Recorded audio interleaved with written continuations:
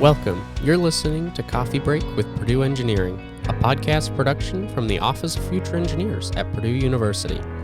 In this podcast series, we discuss the many programs, majors, and opportunities found in Purdue Engineering through conversational interviews with staff, faculty, alumni, and current students. We hope you enjoy our show and it helps answer some of your questions about what it's like to be an engineering student at Purdue.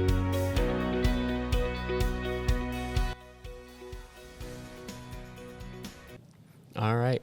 Hello, welcome back to this week's episode of Coffee Break with Purdue Engineering, where we're going to start by featuring another Purdue Engineering alum.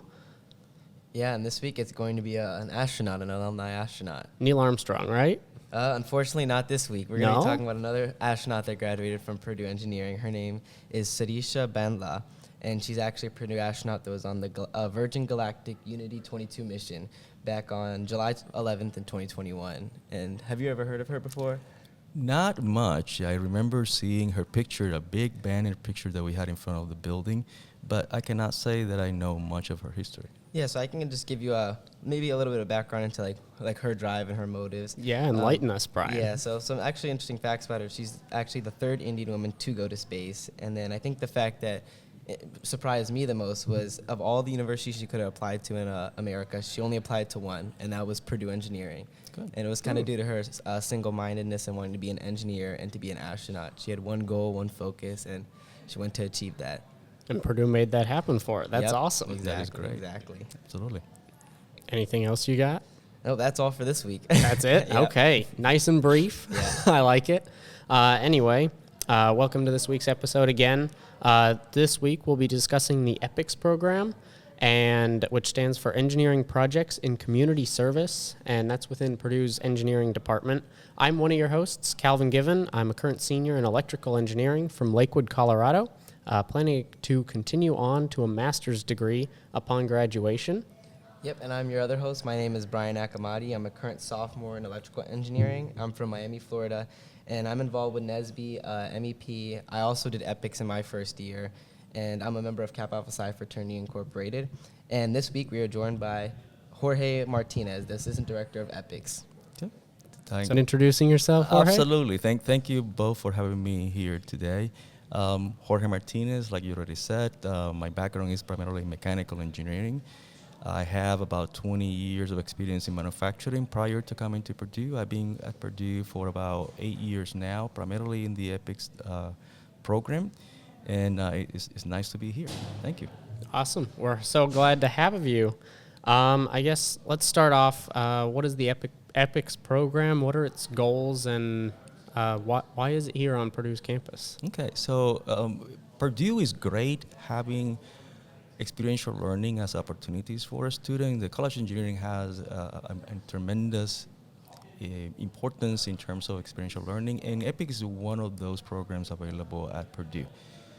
The difference in EPICS versus other programs is that the students that are working in the program are obviously taking EPICS as a class, so there is a course, they're getting credit that is accounted for the program, but it's also working with community engagement. So that part of community service, many people think that you're going to go to the community and start painting houses, clean gardens, and things like that. That's not what we do. We work with community organizations and nonprofit organizations. Think about schools, museums, parks, even government offices or even offices here on campus that are servicing the community. And what we do is, through the students, help those community organizations to be better at what they do so they can support the community better. And everything is through design, technology-based solutions for them. I think that's kind of what drove me into EPICS myself. Back in high school, for me, I was a part of Boy Scouts and stuff, so I was doing a lot of community service-based stuff, and knowing that there was a way to incorporate both engineering and community service, I think that's honestly what drew me into doing the EPICS program in my first year. So I think that helped a lot. Thank you. Yeah, no, I joined EPICS. I did it as a junior, though, mostly because it could fulfill an upper-level lab in electrical engineering. But I found it was a really rewarding experience to give something back to the community through a project. Well, actually, I guess we haven't given anything back yet, as the project's still sitting right behind us. But to be a part of giving back to the community like that. Yeah. And part of that is just the fact that, I mean, when you think about experiences in high school, you think about something that needs to start in August and needs to finish in December, or needs to start in January and needs to finish in May, and that's not the case with EPICS. This is a multi-semester program, and authentic projects take longer depending on the complexity. So sometimes you see, like you say, projects that are sitting still here, but they might be actually the second, third generation of a project that was delivered, it's fulfilled the purpose, and then the partner is saying, let's return it back to make it better, make it stronger, make it more interactive, and that's what we do. So something to have this cycle of servicing the partner, not only just making one thing and that's it. So. Yeah, since the projects are more like the longevity of them is much longer, like how are students able to kind of get involved with EPICS, whether that be like in a spring semester rather than a fall, and get part of these projects or like different projects? So EPICS is a course and is an elective, and as an elective is open to all undergraduate students at Purdue. So although we are part of the College of Engineering umbrella, it is really open to all colleges at Purdue, and it's also open to all levels. So if you're a first-year student, you can join, but you also have sophomore, juniors, and seniors. So, and actually, the intent is that those upper class students are mentoring the first-year students in becoming better professionals. Because at the end of the day, the intention is not necessarily for you to learn more about technology. It's more about developing professional skills that are going to be useful when you go and work or practice your degree. Yeah, Bryan, did you develop any professional skills that's helped you in electrical engineering? Yes, so I would say maybe not too much professional skill. Actually, yeah, I'd say some professional skills, but in one of my EPICS teams, I had a senior in electrical engineering on the team, so I got to take a lot of mentorship from him. So when you speak about that, for me, it happened in real time. So that's really cool to hear, and I've been able to see, and it helped a lot with me deciding my major and stuff. And to clarify, when I'm referring to professional skills, is something that most people refer to soft skills. We don't like to call them soft and hard because that kind of a feeling thing is not real. It's more about, are we talking about disciplinary skills that are part of your professional career, or is it basically professional skills that you're going to use? So when we talked about professional skills, we're talking about teamwork, leadership, how to manage project, how to manage risk, how to manage safety. Those are things that are important. I mean, even you mentioned, for example, did you learn anything electrical engineering new? Maybe not, but even working with other majors in your project help you kind of understand how is to work with a customer, how is to create empathy with that customer, how is to value other careers or other backgrounds in your project. And that is important. That's when we talk about professional skills, that is what we're talking about, is you're going to have the experience and the opportunity to learn something new in terms of maybe not in your major, but in other majors. But more important, you're going to be able to work on those professional skills that are what really a lot of the companies are looking for in a professional to join their team. Yeah, and I'd say on top of that, one of the things that definitely help with professional skills is the presentations we'd have to do. There's a mid-year presentation and a final presentation you give. I think that easily helped a lot with presentation work and being able to show off what you've done throughout the semester so far. Yeah, look at you up here now, public speaking. Yep. Yeah, I can attest to that. One of the cool things that stood out to you was learning how to work, or that you said was learning how to work with a community partner, because that's something that you're probably going to have to interact with at least at some point during your professional career that you don't get exposure to in college usually, or even as an intern, because they're not going to really trust you to be consumer facing. So it's really cool that you're actually able to go on the community partner visits at the start of the semester and get a feel, put yourself in their shoes to help design a better product for what they're actually looking for. Okay. So one of the things that you mentioned is going to see the partners, right? Yep. And one thing that students may expect is that although we do have a lot of projects in here, Greater Lafayette area, some of the projects might be at the national level. I mean, we have partners in South Dakota, in Louisiana. We have partners that are outside the United States, Colombia, India, Africa. So there are opportunities although there are opportunities to travel and do kind of a study abroad, which is another way of experiential learning, with EPICS, there are also opportunities to do this remotely. And having those conversations, like, I mean, one of the things that the pandemic brought was that idea of that intention of networking with other people in different areas in real time and having that conversation. And those are things that you're also going to experience with EPICS. So whether you talk to the partner through a phone call, through a more of a remote video chat, or actually going and visiting, all those are good ways to communicate with the partner, and those are opportunities that you have in EPICS. Mm-hmm. And then usually the teams are divided up into sub-teams, right, where you have both team leads on the sub-teams as well as an overall team lead. So there's different layers to the levels of leadership and experiences that you can get that way too. That is correct. What we're trying to do is emulate what students can expect once they graduate from Purdue and then working in real jobs. So in real jobs, you have people that are might be involved primarily on the project management side, just kind of make sure that a project is stay in budget, stay in time. There might be other people that are more interested in how much money we have and how much money we spend. So there's always like a financial officer in person involved. There's another opportunity for like being the public face of the group. So we have what we call like communications officers that are make sure that there is a presence on social media, telling the story about what we're doing, not only for the public, but maybe also for the students in here to know what different sections are doing, different teams or projects, so they can join the team, or even for corporations or nonprofit organizations that are interested to get involved with the program. So we have different levels, different ways of maintaining people involved, engaged in the project, and things that may mimic a little bit what you're going to do in industry once you graduate. Yeah, and kind of speaking a little more on industry, like how do you think EPICS can help make students more marketable for themselves when applying like internships, co-ops, and potential job opportunities? I think that the professional skills enrichment that you get through the project is important. At the end of the day, if you have a person from human resources going to recruiting into a college, what are you looking for, right? You might be looking for a student to have a certain set of skills in terms of mechanical engineering, electrical engineering, or maybe computer science, But at the end of the day, these people are also going to represent the company.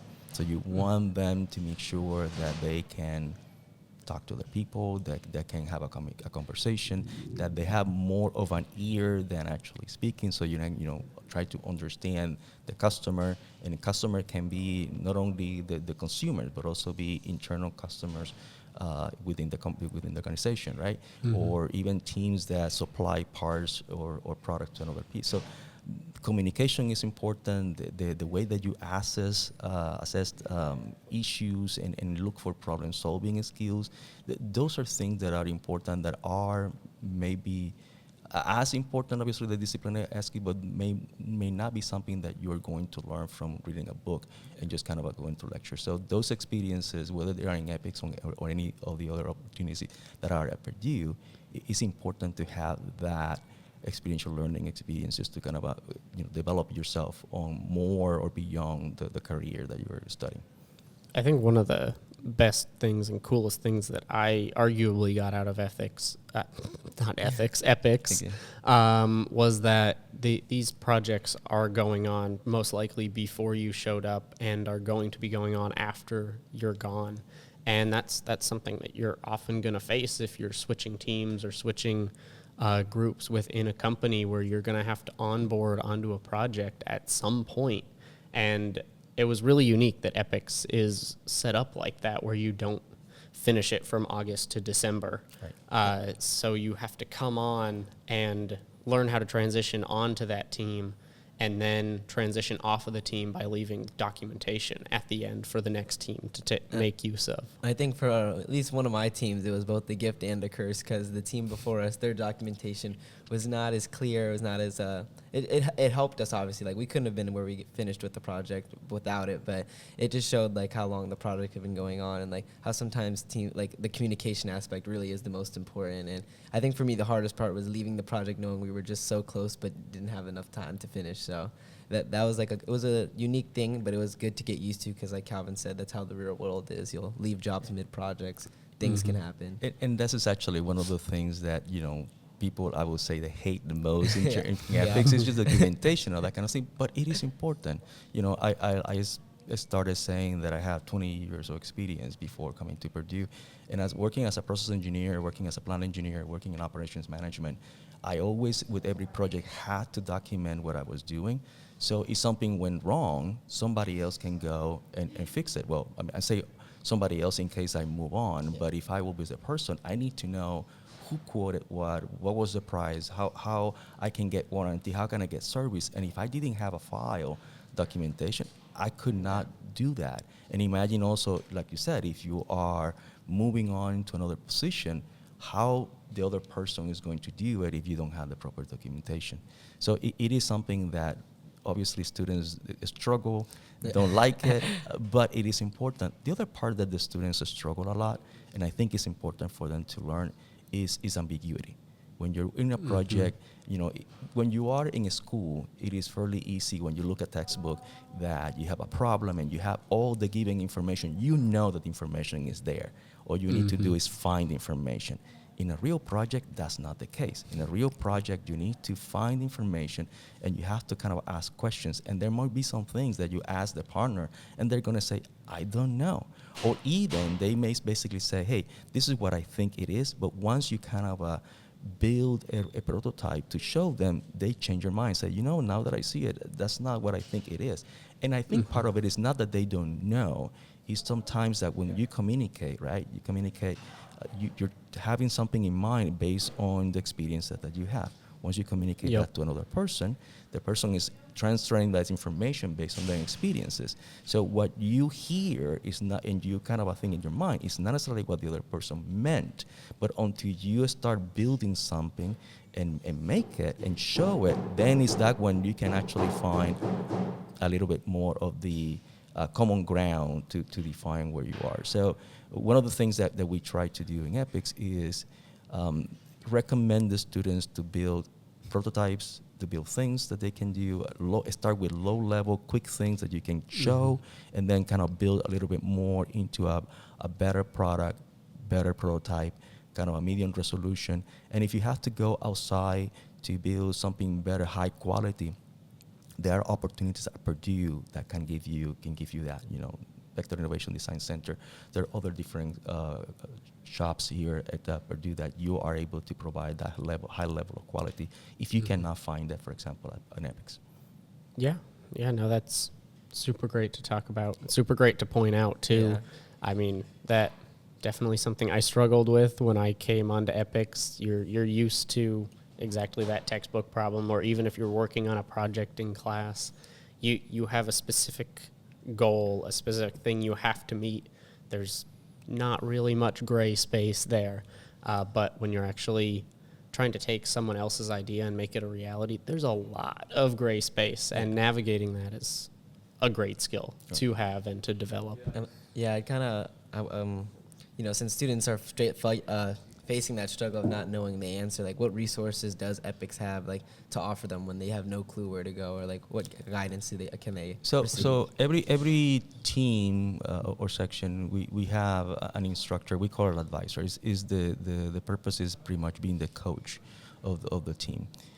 We also have a graduate teaching assistant that support also with that part. The staff is also available. So we have a lot of persons that are there to support each one of the teams. With that said, those resources are not intended to be one channel only. Like, for example, if you're in one team and your advisor may not know the solution, he or she's gonna be honest and say, I don't know, but let me find out. Or he say, that's a wonderful question. Why don't you look it up in here, and then can provide ideas for you to find it? I think that the former there's sometimes that is important, but the latter is more important. I mean, because one of the things that we're trying to teach the students is being a lifelong learner. So you need to find ways to get solutions or get answers to the problems that you have. That I'm not saying that you have to do it on your own. That's not the point. But the point is that you cannot just sit and wait for the answer to come to you. You have to initiate that conversation, whether it's talking to a partner, whether it's talking to a student, whether it's talking to somebody else, whether it's a professional, whether it's looking online for resources, tutorials, and things like that. That is part of what the job is, because at the end of the day, even if you know it all, technology is going to continue changing, and you need to be up to date on what's going on out there. Yeah, So I think that's one of the things I found awesome. I remember when my team was stuck, no one in our, like my advisor, the graduate teaching assistant, they didn't know the answer, but they showed us this master list of all the TAs that were written EPICS, and they were like, you can reach out to any of them, and you see what major they're in, and they can provide as a resource. So I thought that was amazing that they just had that ready for me. One of the cool things for Imagination Station, which was the team I was working on, was we actually had a Microsoft engineer who volunteered his time to come on campus or to be available remotely for us to ask questions related to the hardware side of things, at least for the project I was working on, which I guess I haven't really talked about yet, but I was working on what's called the Mag Racers project, and it's basically teaching students fundamentals of electromagnetism by having a series of coils and buttons to control how those coils are energized. And the goal is to move a car, race it down a track against the person on the other side, and then have some educational signage on the side. And so it was helpful to, even though I was in electrical engineering, I definitely didn't know everything. I still don't know everything. But it was helpful to have him, to be able to ask him to review the PCB that I designed for the first time in EPICS. And that was really cool as a resource to have. You point out something important, I think, that is good to mention about the EPICS program. You know, you said at the beginning about the presentations and things like that. We do those presentations twice in a semester, at midpoint and at the end. And part of it is not necessarily just for you to engage in a presentation or learn communication, but that gives an opportunity for the program to bring in professionals from industry, from corporate, whether they are alumni or not, or whether they are just partners, but they bring an immense amount of knowledge that the students can tap to use. So by just presenting to somebody else, this is what we're doing, it provides opportunity for somebody else to look at it and say, you know, you probably are not aware of these standards, these products, this technology, and then that opens up the space for students to think outside of the box. You know, when I say outside of the box, it means really the box of the brain, that, you know, this is the knowledge I have, this is how much I can think. But if somebody is suddenly exposed to you to additional information, your creativity expand. So those design reviews with the expertise that industry partners bring are important of the EPICS programs. Yeah, and I found that awesome, that the feedback they were giving, it was really constructive criticism. Like, they weren't, it wasn't like things being held back, like, oh, you just did an amazing job, that's it. Like, no, they were giving feedback that ended up helping us and helped us move our project way forward into the future than we thought it could. Yeah, they'd specifically ask, have you thought about doing this with this part of your project? And it was helpful. Sometimes the feedback was, okay, yeah, that was good feedback, but that's not the way we're going to go.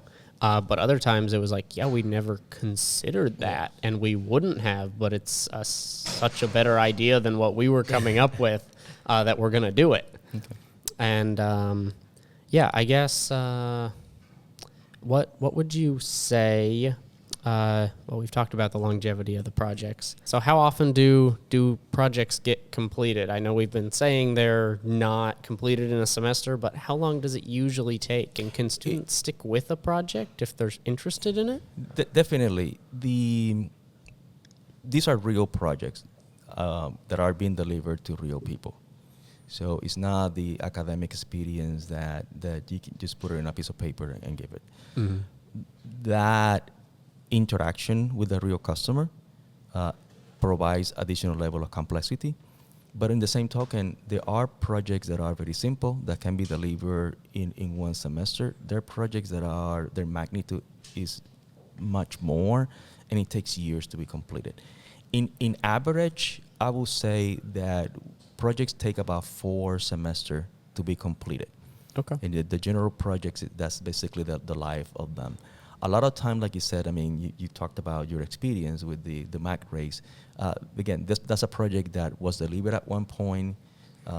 It was used, then it was returned to EPICS for additional service, and it has been kind of going like that. So sometimes the teams need to put pause on some projects based on who they have to work on the projects, or how many people have access. So usually we have about 15 students per section, and they're usually working in 3 different projects. But that's not necessarily always true. So sometimes, if you go from a team that has 15 students in one semester and suddenly your enrollment drops down to only 10, well, you have to put a project on the side to continue focusing on the other 2.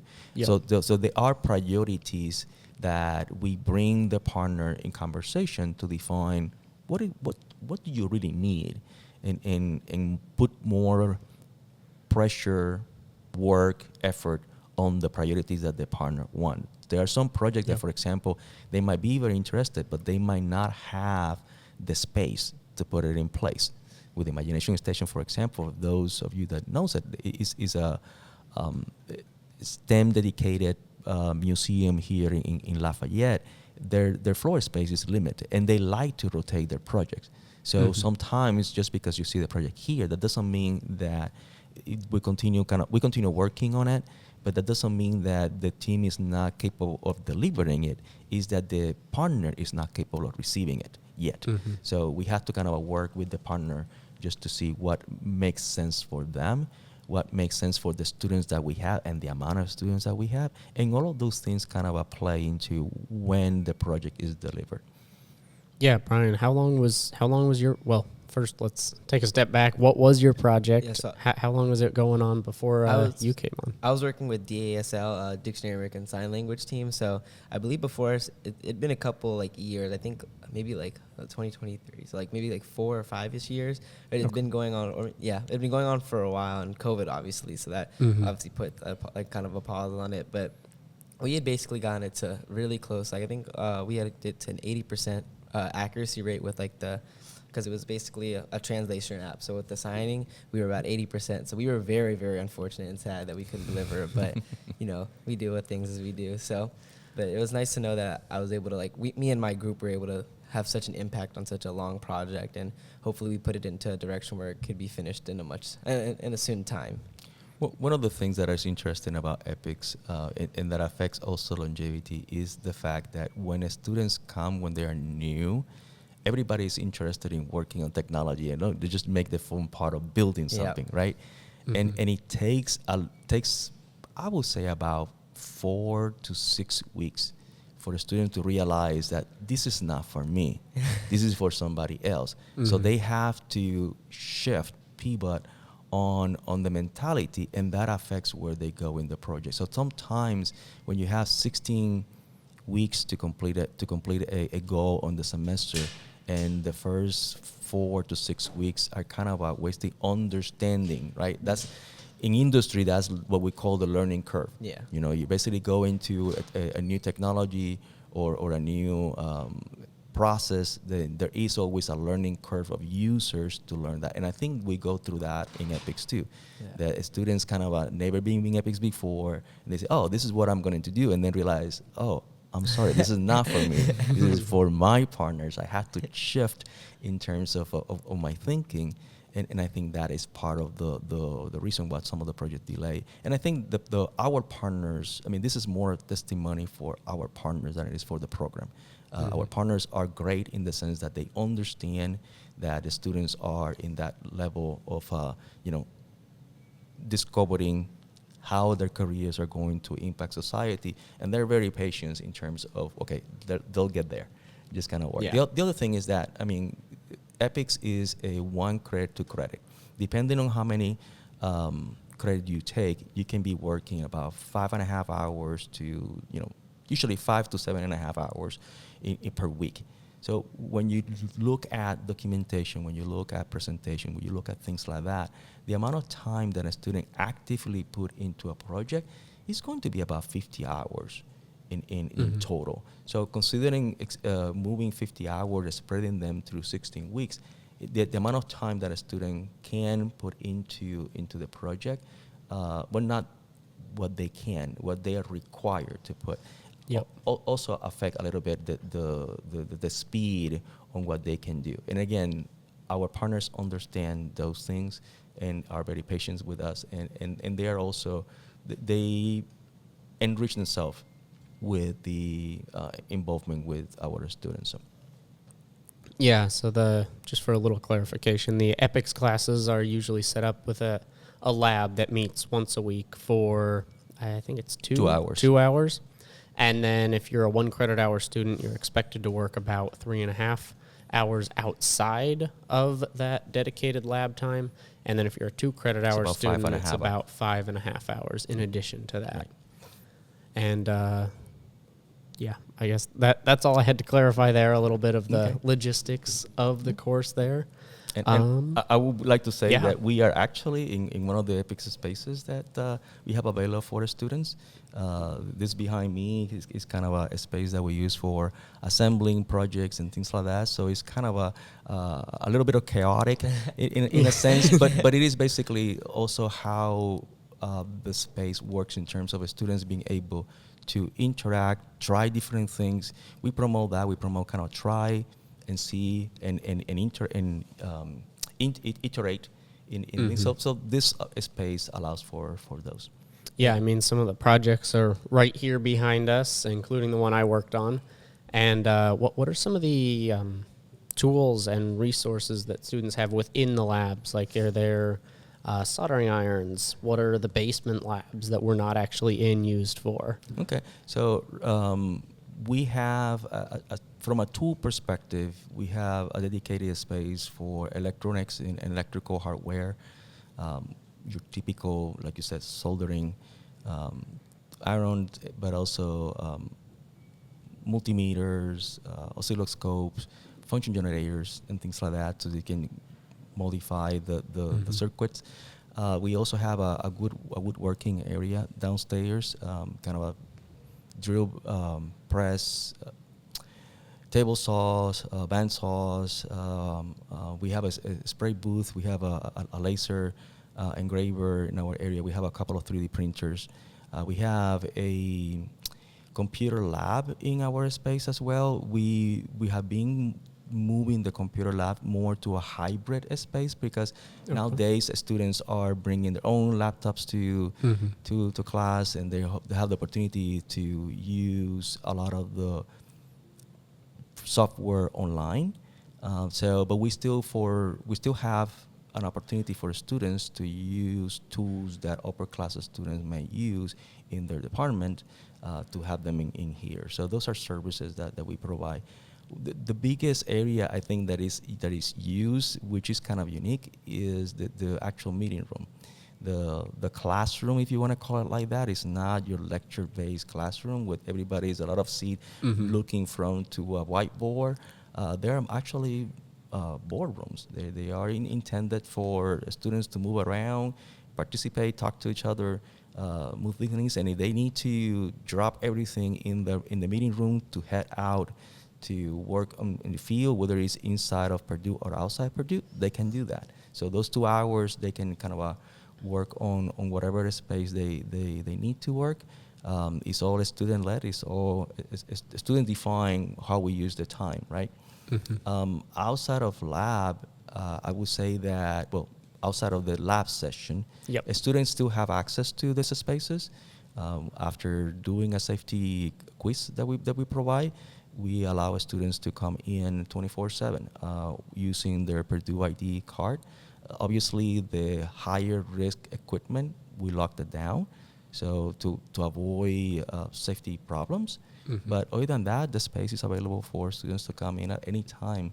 And if you kind of are sleeping at 4:00 in the morning and something comes to your mind, and then if you want to just kind of get out of your out of the residence hall to come over here, you can certainly do that. I would recommend, though, don't do it by yourself. Come with your team so you can have, be safe. Yeah, I know my team came and, because Sunday morning was the only time that worked for all of us, we came in on Sunday mornings and worked on the project as a team, did team meetings, broke out into the sub-teams, and continued making progress on the stuff that we had to do here in lab. Other stuff we could work on our own outside of lab, whether that was me designing the PCB or the educational team revamping the signage. And so that was really cool. Yeah. Cool to have access to the labs like that. Yeah, I think me and my group took most advantage of what you're saying with the classroom and not having to just be there and it's like feel like a lecture vibe. Like it was more of we were able to go use all the resources EPICS had to provide, and that helped our team out a lot, and it just made it feel a lot nicer. And honestly, even with being in the classroom, whenever we were there, it was for us to present what they call like PIGs, like the progress, and like just without issues and goals. Yeah, progress, issues, and goals. So I thought that was an awesome thing. It was barely the advisor and graduate teaching assistant doing much. They were just facilitating this all. Mm-hmm. Yeah, and I mean, it's not that they're not doing anything. They're really, they're Yeah. really listening to what your progress is, the development, an obstacle, and then they pitch in with whatever information they think is appropriate to continue helping you moving on. But at the end of the day, we're letting you drive the project, and we're letting you kind of stumble in the way that is safe to have your lessons learned. Yeah. Mm-hmm. All right. Yeah, I think we're going to wrap it up. Do we have one more question, Bryan? So I guess the last question we would like to ask is, what is the most unique EPICS products that you have personally seen? Oh, wow. That's a tough question to I know, think there's so about. many good ones, aren't there? Yeah, I mean, I think that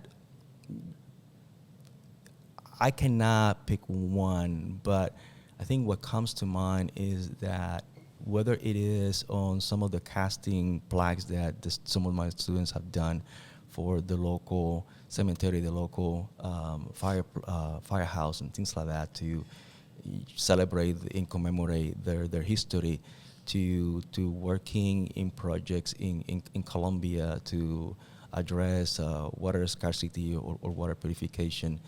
There is a lot of different needs and opportunities for students to explore different things. And again, like we said before, it's not about working on the projects of my major, is working as part of a team into something that is going to impact somebody and it will basically make the world a little bit better.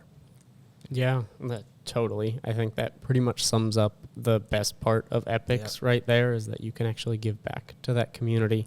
So thank you so much, Jorge, for your insights. We've thoroughly enjoyed having you on the show. With that, that concludes this week's episode. Yeah. Thank you for joining us. Yeah, thank you so much. Thank I really appreciate it. We'll see you guys next time.